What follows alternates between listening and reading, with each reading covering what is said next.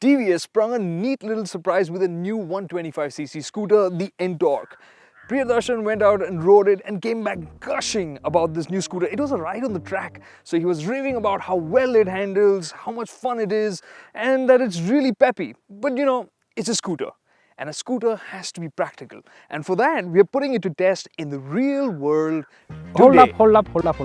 When you say real world, we have to speak about real world competition. Agreed. And in the scooter game, Honda is clearly number one.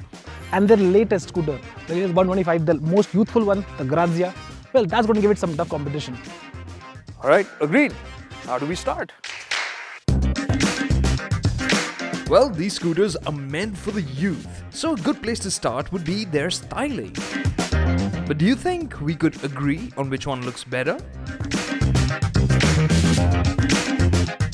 So if there's one scooter here that really talks to you in the way it looks, I think it's the NTorq. I mean, just look at it, the lines, it's got all these crisp edges, almost kind of origami kind of feel. Looks technical because But have you seen it from the front? That headlight looks so generic. It's straight from the Dio. And these bits, they look like they're from the Yamaha Ray ZR. I mean, if they'd done more, it would have been a bit too much. If you ask me, even this shouldn't have been carbon fiber. I think this is striking a decent balance. it doesn't match up with the rest of the bike. It just feels... I think it's an extremely stylish motorcycle. Look at details. Look at the wheels. Those are...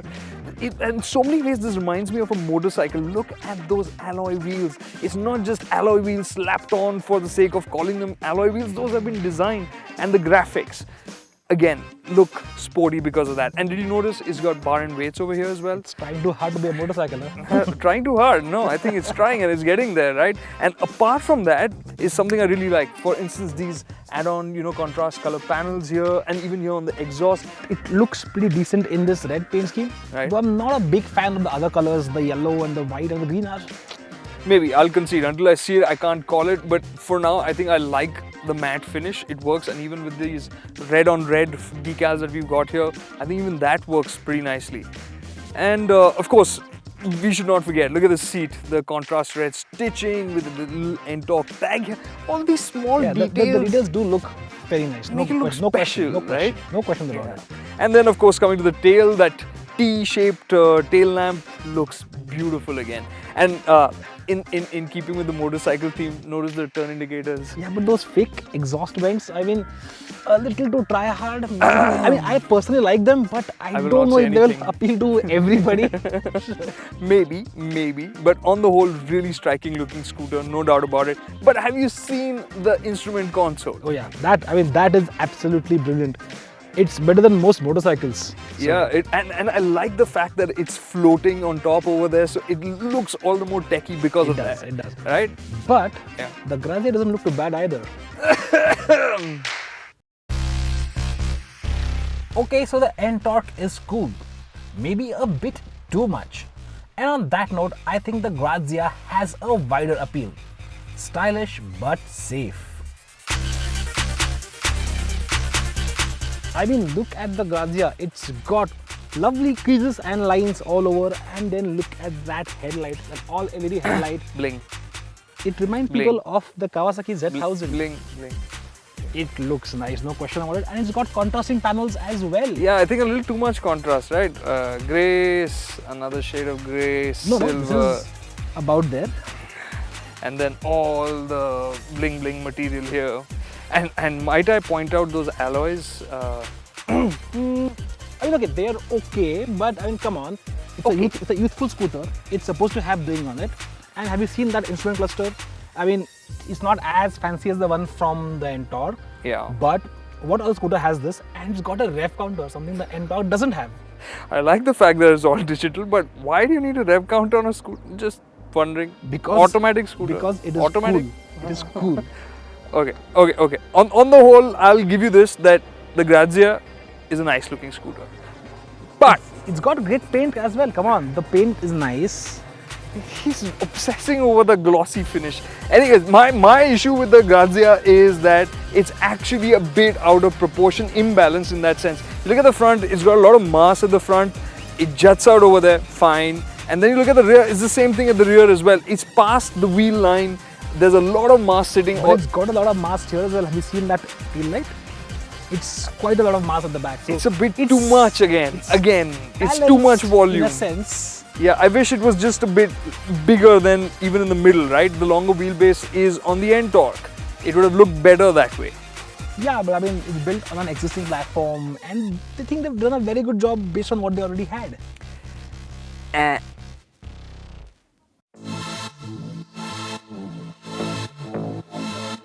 Now, PD said that the Honda is more about being practical, but I'd like to point out a scooter is generally used by more than just one person, Yeah, and it's- often, It's a family vehicle. right. So, which one has a lower seat? Okay, the NTorq does. Which one has the more plush seat? And Uh, might I illustrate right here? Yeah, this is not that great. I get it. And coming to Yeah, ergonomics. this- Yeah, take a U-turn on that and see what Yep, happens. It is a problem. I have to get my legs off, and if you're taller, it's even worse. Right, so if you're shorter, the NTorq's better. If you're taller, The NTorq's the better. NTorq's better, right? So that settles it. Riders will be happier on the NTorq. That said, the Grazia does have a trick or two up its sleeve when it comes to practicality. But at least I've got a nice and wide floorboard. It can fit so much, like a big laptop bag, That's a camera bag. camera bag, laptop bag, Yeah, I'm sure. and I got lots of room for my feet. Not as well. lots, like It's more than enough. it's enough. Does it fit on the NTorq? I'm sure it'll be real easy. That's not called fitting. I mean, it's a snug fit, and I mean, just look at this. I mean, my foot comes on perfect, right? What about the other foot? The other foot, well, hey, I mean, you can manage. Yeah, keep it dangling. Yeah, that's a Yeah, good that's idea. fine. But Yeah. hang on, remote fuel filler, convenience. How do you open it? Well, for that, Yeah, yeah. Very that's how you convenient. open it, you know? Very convenient. Yeah. And that's got a bigger fuel tank as well.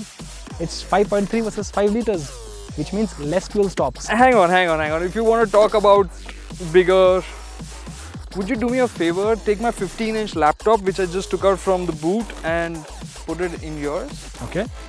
And might I point out, it's got a remote seat opener. So convenient. Yeah, and Okay, that's not going to fit in here. can you try shutting it? Can I see how much it shuts? I don't. I might break the laptop. Yeah. Okay. Okay, that's not going to work. You can hand that back to me. Thank you. But the seat is longer and wider, which means I can carry a pillion more easily. For that, should we hit the road? Okay, let's find out.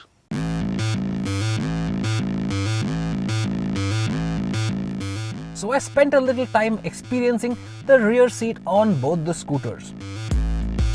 And riding pillion around the city, let's just say that there were some interesting observations. Okay, PD, be fair. You sampled both the rear seats. Which one's better? Okay, so point of note, if you are a bit generous size like me, this seat is wider, so that helps. Right. And that's a bit taller, so if you're shorter, it could be a bit of a problem. But It's a bit more difficult getting on. get on and get off. Yeah. But overall, it's just a much better rear seat, and it's a much better rear seat experience. That's right, the NTorq seat might be a bit taller and a bit firmer, but the way the suspension just flattens bad roads makes it the more comfortable scooter to be on, whether you're the rider or the pillion.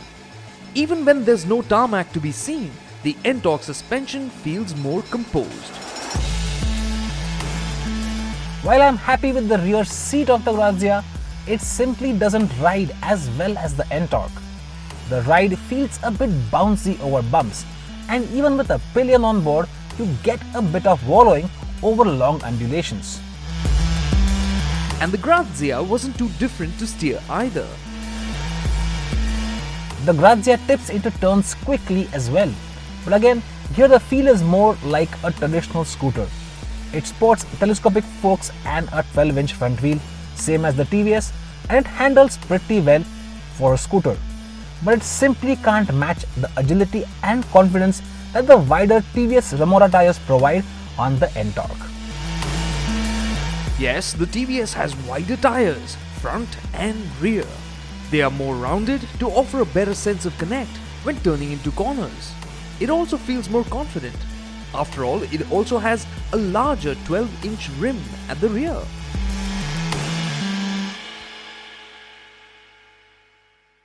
Now this is a bit of a whitewash, right? I mean, the NTorq, in terms of the way it rides, it handles, it's just doing everything that little bit better than the Grazia. It's soaking up bumps, it's isolating the road from the rider and the pillion much better. It's not bobbing around with the pillion around. It's just better in that sense. Yeah, I mean, it's not to say that the Grazia is bad in any way. It's a very familiar Honda in that sense. Right. But that's the thing, the NTorq just does everything a little bit better. And I think that really nails those aspects really well. But I will say, this does get combi brakes while the NTorq doesn't, at least yet. Yeah, and that gives it the edge in terms of braking, but it's pretty close still nonetheless between the two. I mean, braking is similar, but if you are an inexperienced rider, this will definitely go a long way. But we've seen the NTorq just edging ahead in terms of the way it does, in terms of the suspension. And the story's not too different when it comes to the performance either. Nope. The Grazia's motor has been borrowed from the Activa 125. So power and torque is the same as the bigger Activa. But since the Grazia is a bit lighter, it is a bit quicker, getting to 60 km per hour in a fraction over 9 seconds. And it feels quite peppy right off the bat too. On paper, the TVS is a bit of a mixed bag. While it has almost 1 PS of power more than the Grazia, it is also heavier by 9 kilograms. But if you want to brag, it's the TVS. The NTorq is faster to 60 kilometers an hour by a massive 1.3 seconds, and it is quick even when you're commuting. So while this was great for me, even PD was enjoying the NTorq immensely. And speaking of exhaust notes, I'm not going to admit to Karthik, but that NTorq sounds fantastic. Then it was back to squabbling. Now, sticking to the practicality theme, even when it comes to performance, yes, this may be quicker, but this is also smoother. But the Grazia gets off the line much quicker. Yeah, I mean, that's performance rated, would help you a little bit in the city, but once you get going, and then when you go open the gas on the NTorq, it proves that it's the one that's got more torque. Even though the torque is exactly the same, and even though this is lighter. Yeah, but somehow this just pulls ahead better. It feels more responsive once you get going. Yeah, and I would have imagined, since this is tuned a little bit more for performance compared to the Grazia, this might have lower efficiency, but it's the same there as well. It's neck and neck on that Pretty front. much. So it's impressive that the Grazia, strong package, but then NTorq is still managing to do just that little bit better on every count. And it's not too different in terms of what they're packing as well. I agree. The Smartconnect Screen is a massive talking point. It has loads of features, some a bit unnecessary, like the feature to record lap times and top speed on a scooter. But hey, what do I know? I'm over 30. The real juicy bit is being able to connect your phone to the display using Bluetooth. But then again, this is only for Android phones. Then using the NTorq app, you can send navigation directions to your instrument cluster. It can also play safe. Using the DND mode, the app can automatically reply to callers and even set off overspeeding alerts. Sure, the Grazia doesn't have Bluetooth connectivity for your phone, but it does have somewhere to put your phone when riding. And you can get an optional mobile charger in that front cubby as well. And let's not forget that LED headlight. There's not a significant difference between the reach and spread of the two scooters' headlights, but the Grazia's LED is that touch brighter and also is more energy efficient. So, where do things stand? So the Grazia, it is a new Honda alright, but one with a very familiar flavor. The design speaks volumes, modern, yet something that will appeal to a wider audience. In terms of features, it tries to pack in more, but when you look at what's underneath, this is indeed what we have known Honda to offer. So the package in terms of performance and comfort isn't, well, It's acceptable, but it won't wow anyone today. And especially when you've got something like TVS's NTorq coming into the market. Now the NTorq, it just does everything a little bit better. The way it rides, the comfort that it offers for the pillion, for the rider, the peppiness. We were wowed by the performance earlier and the handling, but today it's shown that it's also a practical scooter, and just about on every count. And yes, it packs in more in terms of features as well, and it brings all of that in at a lower price point. So the winner of this comparison test, the TVS NTorq.